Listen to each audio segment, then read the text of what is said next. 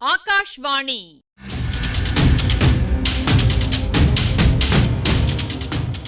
பொன்னியின் செல்வங்கள் வாசிப்பும் ஆய்வும். வாசிப்பவர் ராமசுவாமி சுதர்சன் அவர்கள்.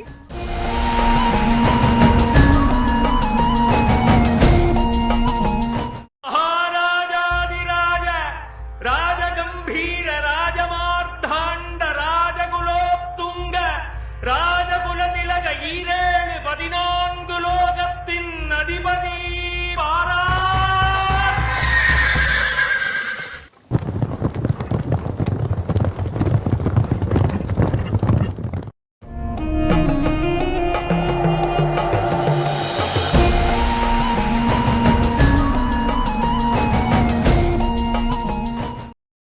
பூங்குழலி தனக்குத்தானே பேசிக் கொண்டிருந்தாள். ஆ, இது என்ன? கனவு காண்கிறேனா? இல்லை, கனவு இல்லை. அங்கே அந்த பாழும் மண்டபத்துக்கு பக்கத்தில் இளவரசருடைய சிநேகிதர் என்னிடமிருந்து பிடுங்கி எறிந்த கத்தி இதோ வந்து என்னருகில் விழுந்திருக்கிறதே. இதை யார் எறிந்திருப்பார்கள்? யாரோ இவருடைய பகைவர்தான் எறிந்திருப்பார்கள். என்னை கொல்லுவதற்காகத்தான் எறிந்திருப்பார்கள். என்ன துரதிர்ஷ்டம்! என் மேலே விழாமல் சற்று நகர்ந்து விழுந்து விட்டதே. இதுவும் நல்லதற்காகத்தான். கையில் இந்த கத்தி இருக்கட்டும். அவருக்கு நான் கொடுத்த வாக்கை நிறைவேற்றிய பிறகு, அவரை அந்த பாதகர்களிடம் கொண்டு போய் ஒப்புவித்த பிறகு, அவர் எதிரிலேயே இந்த கத்தியினால் குத்திக்கொண்டு இறந்து விடுகிறேன். சீச்சி, எதற்காக அவர் மனதை அப்படி புண்படுத்த வேண்டும்? அவர் கப்பலில் ஏறிப்போன பிறகு படகில் ஏறி நடுக்கடலில் சென்று அங்கே குத்திக்கொண்டு சாகலாம். என் அருமை கத்தியே, நீ திரும்பி வந்தாயல்லவா? உன்னை அனுப்பியவர்களுக்கு வந்தனம். ஒருவேளை இளவரசர் மேலே எரிய எண்ணி இதை எறிந்திருப்பார்களோ? ஆம், அவருக்கு வழியில் எத்தனையோ அபாயங்கள் நேரலாம் என்று சேனாதிபதி கூட சொன்னாரே. அப்படி ஒரு சந்தர்ப்பம் எனக்கு கிடைக்கக்கூடாதா? அவர் பேரில் குறிபார்த்து எரிந்த கத்தி என் நெஞ்சில் விழக்கூடாதா? அப்படி விழுந்து அவருக்காக நான் உயிர் துறக்கும்படி நேரக்கூடாதா? அவ்விதம் நேர்ந்தால் நான் ரத்தம் பெருக்கி உயிர் துறக்கும் சமயத்தில்... பூங்குழலியின் மனத்தில் ஒரு விசித்திரமான தோற்றம் ஏற்பட்டது. அவளுடைய மார்பில் கத்தி பாய்ந்திருந்தது. அதிலிருந்து இரத்தம் கொட்டி கொண்டிருந்தது. இளவரசர் ஓடி வந்தார். ஐயோ, எனக்காக உயிர் துறக்கிறாயா என்று கேட்டார். பூங்குழலியின் உள்ளம் பூரித்து நெஞ்சிலிருந்து இரத்தம் அதிகமாக பீரிட்டு வந்தது. இளவரசர் அவளை வாரி எடுத்து தம் மடியில் போட்டுக்கொண்டார். அவளுடைய நெஞ்சிலிருந்து பெருகிய இரத்தம் அவர் உடம்பையும் உடைகளையும் நனைத்தது. பூங்குழலி கலகலவென்று சிரித்தாள். இளவரசே, இப்போதாவது என் நெஞ்சில் உள்ளது என்னவென்று தெரிந்து கொண்டீர்களா என்று கேட்டாள். அடிப்பாவி, அது எனக்கு முன்னமே தெரியும். இதற்காகவா உயிரை விடுகிறாய் என்று இளவரசர் அலறினார். பூங்குழலிக்கு ஆனந்தம் தாங்கவில்லை. உரத்த சத்தம் போட்டுச் சிரித்தாள். ஏ பைத்தியமே என்ற குரலை கேட்டு பூங்குழலி நிமிர்ந்து பார்த்தாள். எதிரில் வந்தியத்தேவன் நின்று கொண்டிருந்தாள். இளவரசர் ஏற்கனவே கோபமாயிருக்கிறார். பிரயாணம் தாமதப்படுகிறது என்று. உன்னால் வேறு தாமதம் வேண்டாம். சீக்கிரம் எழுந்து வா என்றான் வந்தியத்தேவன். பூங்குழலி சிரித்து கொண்டு எழுந்தி ஓடிப்போய் யானையின் மீது ஏறி சவாரி மேற்கொண்டாள். கத்தியை நெஞ்சுடன் அணைத்து கொண்டு கொஞ்சினாள். காட்டு வழியில் மேலும் கொஞ்ச நேரம் சென்ற பிறகு எதிர்பாராத ஒரு சம்பவம் நிகழ்ந்தது. பிரயாணிகள் வலது பக்கமிருந்த அடர்ந்த காட்டிலிருந்து விற்றென்ற சத்தத்துடன் ஓர் அம்பு பாய்ந்து வந்தது. இளவரசரை குறிபார்த்து அது எய்யப்பட்டிருக்க வேண்டும் என்பதில் ஐயமில்லை. ஆனால் அந்த அம்பை விட வேகமாக இளவரசர் குதிரையின் கயிற்றை இழுத்து திருப்பினார். அம்பு அவருக்கு வெகு சமீபத்தில் சென்று அவருக்கு அப்பால் வந்து கொண்டிருந்த ஆழ்வார்க்கடியானுடைய தலைப்பாகையில் பாய்ந்து அதை கொத்தி கொண்டு சென்றது. ஆழ்வார்க்கடியான் தலையை தடவிக்கொண்டு வியப்புடன் பார்த்தான். சேனாதிபதி பூதி விக்ரமகேசரி திடுக்கிட்டு போய்விட்டார். எல்லோருமே திகைத்து நின்றார்கள்.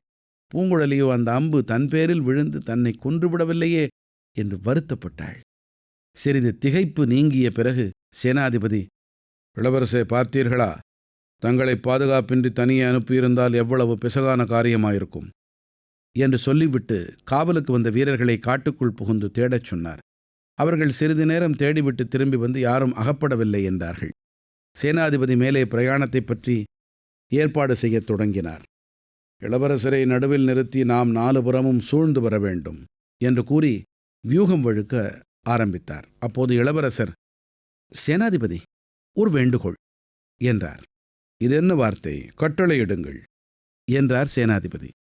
நான் உயிரோடு தஞ்சை செல்ல விரும்புகிறேன். நான் குற்றமற்றவன் என்பதை என் தந்தையிடம் மெய்ப்பிக்க விரும்புகிறேன். தங்கள் தந்தை ஒரு நாளும் சந்தேகிக்க மாட்டார் இளவரசே தந்தை மட்டுமல்ல, மக்கள் எல்லோரும் ஒப்புக்கொள்ளும்படி நிரூபிக்க விரும்புகிறேன். அந்த காரியத்தை நிறைவேற்றிய பிறகு என் உயிரைப் பற்றி சிறிதும் கவலைப்பட மாட்டேன். அதற்கு முன்னால் வழியிலேயே உயிர் துறக்க விரும்பவில்லை. ஐயா, தங்கள் உயிருக்கு ஆபத்து வருவதாயிருந்தால் அந்த க்ஷணமே இந்த கொடும்பாளூர் வாளை என் நெஞ்சிலே செலுத்திக் கொள்வேன். அதில் ஒன்றும் பயனில்லை. சோழ நாடு மகத்தான நஷ்டம் அடையும். தங்களை இழப்பதைக் காட்டிலும் பெரிய நஷ்டம் சோழ நாட்டுக்கு வேறு என்ன இருக்க முடியும்? தங்களுக்கு ஆபத்து வருவதற்கு காரணமாயிருந்துவிட்டு அப்புறம் இந்த கொடும்பாளூர் கொடும்பாவி ஒரு கணமும் உயிரை வைத்து கொண்டிருப்பேனா? அப்படியானால் என் உயிரை நான் காப்பாற்றிக் கொள்வது இன்னும் முக்கியமாகிறது. அதை காட்டிலும் முக்கியமானது இந்த உலகத்தில் வேறு எதுவும் இல்லை. அதற்கு எனக்கு ஒரு யோசனை தோன்றுகிறது. சொல்லுங்கள் ஐயா. குதிரை மேல் பிரயாணம் செய்யும் வரையில் சற்று முன் வந்த அம்பை போல வேறு அபாயங்கள் ஏற்பட்டு கொண்டுதான் இருக்கும். நடந்து போகலாம் என்று சொல்லுகிறீர்கள், அல்லது? எனக்கு யானைகளின் பாஷை நன்றாய் தெரியும். யானைகள் நான் சொன்னபடி கேட்கும் என்று தாங்கள் அறிவீர்கள் அல்லவா? ஆமாம் ஐயா. யானைப்பாகன் வேஷம் பூண்டு இந்த இலங்கை தீவின் பெரும்பகுதியை தாங்கள் சுற்றி பார்த்திருப்பதும் எனக்கு தெரியும். ஆகவே நான் சொல்லுகிறது என்னவென்றால், மறுபடியும் சிறிது நேரம் யானைப்பாகன் ஆகிறேன். இப்போது யானையை நடத்துகிறவன் கொஞ்ச தூரம் என் குதிரை மேல் ஏறி கொண்டு வரட்டும். இதை கேட்ட சேனாதிபதி சிறிது மனத்தடுமாற்றம் அடைந்ததாக தோன்றியது. இளவரசருடைய யோசனைக்கு யாராவது ஆட்சேபம் சொல்ல மாட்டார்களா என்று ஆவலுடன் சுற்றும் முற்றும் பார்த்தார். ஆனால் எல்லோரும் கம் என்று இருந்தார்கள். ஐயா, யானைப்பாகனுக்கு குதிரை ஏறத் தெரியுமோ என்னமோ? தெரியாவிட்டால் நடந்து திரும்பி போகட்டும். அந்த பெண் பெரிய சங்கோஜியாயிருக்கிறாளே, அவள் தங்களுக்கு சரிசமமாக யானை மீது உட்கார மாட்டேன் என்று சொன்னால் கீழே குதித்து நடந்து வரட்டும். தங்கள் சித்தம் இளவரசே. இளவரசர் உடனே குதிரை மீதிருந்து குதித்தார். யானையின் அருகில் சென்றார். பூங்குழலியின் கரிய கண்கள் ஆர்வத்தினால் நீண்டு வியப்பினால் அகன்று அவரை நோக்கின. யானைப்பாகனை இறக்கிவிட்டு தாம் யானை மீது பாய்ந்து அதன் கழுத்தில் உட்கார்ந்து கொண்டார். தடைப்பட்ட பிரயாணம் மறுபடியும் ஆரம்பமாகியது. பூங்குழலி புலகாங்கிதம் அடைந்தாள். யானையின் முதுகின் மேலிருந்து மேகங்களின் மீது பாய்ந்தாள். வானவெளியில் உலாவினாள். சொர்க்கத்தை எட்டி பார்த்து அதன் விவரிக்க முடியாத இன்ப சுகத்தின் இயல்பு இதுவென்பதை ஒருவாறு உணர்ந்து அறிந்தாள். ஆஹா, இதுவென்ன தேவகானமா? இவ்வளவு இன்பமாயிருக்கிறதே! இல்லை, தேவகானத்துக்கு இவ்வளவு இனிமை ஏது? இளவரசர் அல்லவா பேசுகிறார். சமுத்திரகுமாரி, என்னுடன் இந்த யானை மீது தனியாக இருப்பது உனக்கு அருவருப்பாயிருக்கிறதா? 7 ஜென்மங்களில் நான் செய்த தபத்தினால் இந்த பாக்கியம் எனக்கு கிட்டியிருக்கிறது பிரபு. திடீரென்று இந்த யானைக்கு மதம் பிடித்து இது ஓட ஆரம்பித்தால் நீ பயப்படுவாயா? தாங்கள் பக்கத்தில் இருக்கும்போது வானம் இடிந்து விழுந்தாலும் பயப்பட மாட்டேன் ஐயா. உன் படகை எங்கே விட்டுவிட்டு வந்திருக்கிறாய் பூங்குழலி? யானை இரவு துறைக்கு சமீபத்தில் ஐயா. இக்கரையிலா அக்கரையிலா? அக்கரையிலேதான் படகை நிறுத்தி அங்கே நிறுத்தி வைக்க தனி இடம் கிடைத்தது. அங்கேயே படகை நிறுத்திவிட்டு வந்தேன். யானை இரவு துறையை எப்படி கடந்து வந்தாய்? நான் வரும்போது கடல் நீர் மிகவும் குறைவாயிருந்தது. ஆகையால் பெரும்பாலும் நடந்து வந்தேன். கொஞ்சம் நீந்தியும் வந்தேன். இப்போது இந்த யானை கடலில் இறங்கிச் சென்றால் பயப்படுவாயா? கடலிலேயே என்னை தள்ளிவிட்டாலும் கவலையில்லை. நான் தான் சமுத்திரகுமாரி ஆயிற்றே. தாங்கள்தானே பெயர் கொடுத்தீர்கள். உன் படகு இருக்குமிடம் சென்றதும் அதில் நாம் ஏறிக்கொள்வோம். நீதான் படகு தள்ளி கொண்டு வர வேண்டும். 2 பேரையும் வைத்து தள்ள முடியும் அல்லவா? 10 வயது முதல் துடுப்பு பிடித்த கரங்களை வை பிரபு. அரண்மனை பெண்களைப் போல மலரினும் மிருதுவான கரங்கள் அல்ல. தங்கள் சிநேகிதர் வந்தியத்தேவரை வைத்து தள்ளி வந்ததை அவர் சொல்லவில்லையா? சொன்னார். ஆனால் இன்று அதைவிட வேகமாக தள்ள வேண்டும். தொண்டைமான் ஆற்றின் முகத்வாரத்துக்கு அதிசீக்கிரமாக போய்ச் சேர வேண்டும். இளவரசே, அவ்வளவு கொடூரமான காரியத்தை என்னை ஏன் செய்ய பணிக்கிறீர்கள்? தங்களை சிறைப்படாமல் தப்புவிப்பதற்காக ஓடோடியும் வந்தேன். சிறைப்படுத்த வந்திருப்பவர்களிடம் தங்களை கொண்டு போய் ஒப்புவிக்கும்படி பயணிக்கிறீர்கள். இந்த ஏழையின் பேரில் ஏன் இவ்வளவு கொடூரம்?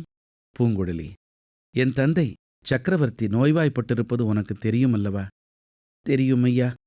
வானத்தில் சில நாளாக வால் நட்சத்திரம் தோன்றுவது பற்றி ஜனங்கள் பேசிக்கொள்ளுவதும் எனக்கு தெரியும். எந்த நொடி பொழுதிலும் என் தந்தை வாணாள் முடிவுறக்கூடும் அல்லவா? பூங்குழலி மௌனமாயிருந்தாள்.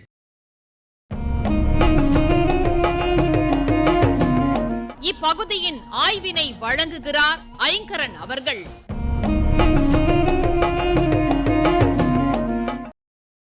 கோடிக்கரையில மான் வேட்டையாட வந்திருப்பதாக சொல்லிக்கிட்டு வந்தியத்தேவனை பிடிக்க காத்திருந்த பழுவேட்டரையர் வீரர்களிடமிருந்து அவனை தந்திரமா தப்பு வச்சா பூங்குழலி. இப்போ ஈழத்துல அருள்மொழிவர்மரை சிறைப்பிடிக்க வந்த ஆட்களிடம் அவரை ஒப்புவிக்க வேண்டிய இக்கட்டான நிலை. ஒப்புவிச்சாலும் பழி, தப்பு வச்சாலும் பழி.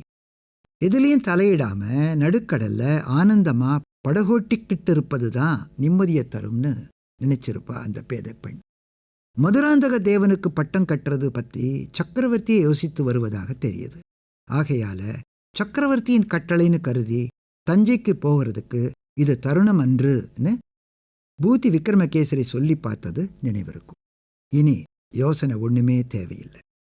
என்னை தடை செய்ய யாரும் முயல வேண்டாம்னு கம்பீரமா சொல்லிட்டு மிகவும் கனிவா அந்த ஓடக்கார பெண்ணை அருகில் அழைச்சு தொண்டைமான் ஆற்று முகத்வாரத்துக்கு சீக்கிரமா போக தமக்கு வழிகாட்டணும்னு கேட்டுக்கிறார் இளவரசர். வாழ்நாளெல்லாம் போர்க்களத்திலேயே கழிச்சிட்டு ராஜாங்க சேவையில தலை நரைச்சு போன தம் வயசையும் மதிக்காம அசட்டு துணிச்சலோட நடந்துகிட்ட அந்த பெண் மீது இளவரசரிடம் காட்ட முடியாத கடுங்கோபத்தை காட்டுறார் பெரிய வேளார்.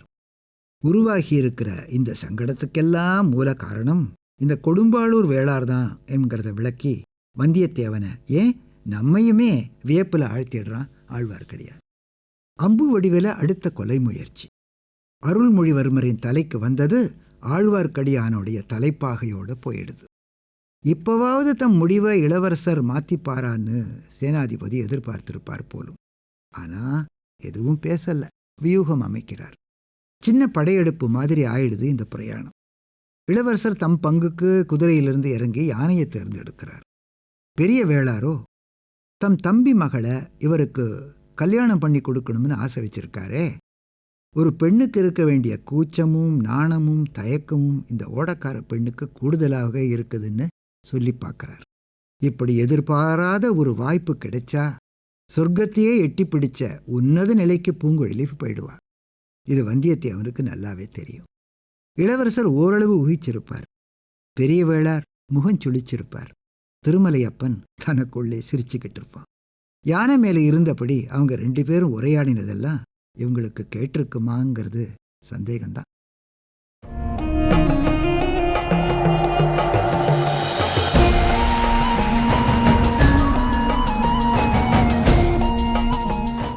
பொன்னியின் செல்வங்கள் வாசிப்பும் ஆய்வும் கேட்டீர்கள்.